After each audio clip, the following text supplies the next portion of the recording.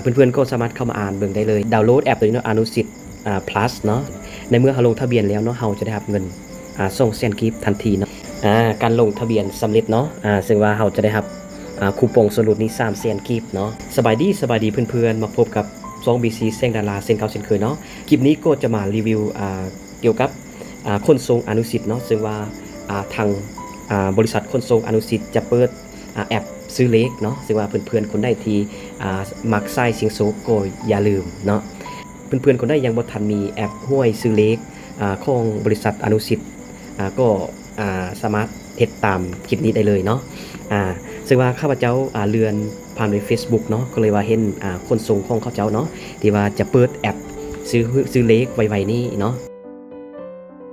เพื่อนๆก็สามารถเข้ามาอ่านเบิ่งได้เลยดาวน์โหลดแอปตัวนี้เนาะอนุสิทธิ์plus เนาะในเมื่อเราลงทะเบียนแล้วเนาะเราจะได้รับเงินส่งแสนกีบทันทีเนาะพิเศษก็คือถ้าว่าเราใส่รหัสสาขาเนาะเราก็จะได้เพิ่มอีก1แสนกีบเนาะแล้วซึ่งว่าเพื่อนก็จะเปิดในการซื้อเลขนี้วันที่8เดือน8เนาะสำหรับแอปนี้เนาะ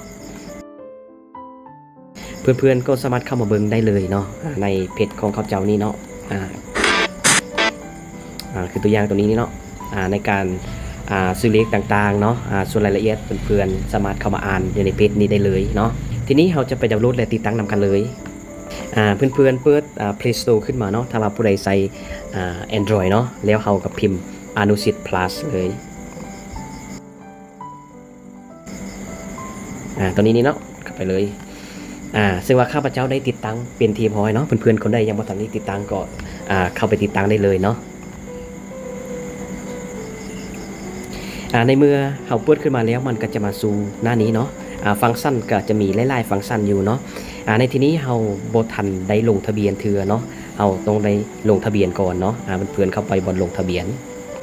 ทีนี้เราก็ป้อนเบอร์โทรศัพท์ของเราเลยเนาะถ้าว่าเรามีรหัสแนะนำสาขาเนาะเราจะได้เพิ่มอีกแสนกีบเนาะแต่ถ้าว่าผู้ใดบ่มีก็บ่เป็นหยังเนาะ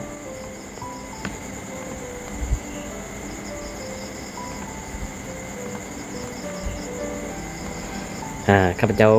มีรหัสแนะนำสาขาเนาะจากนั้นก็กดขั้นตอนต่อไปเลยทางระบบจะส่งรหัส OPT มาทางข้อความเนาะ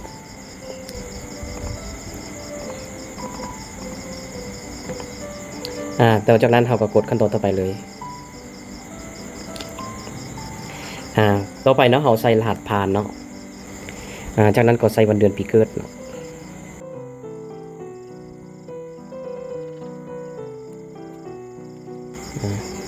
จากนั้นก็กดเสร็จเลยเนาะโอเค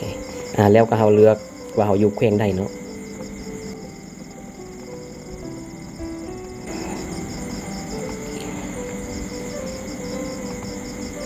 จากนั้นก็ยืนยันการลงทะเบียน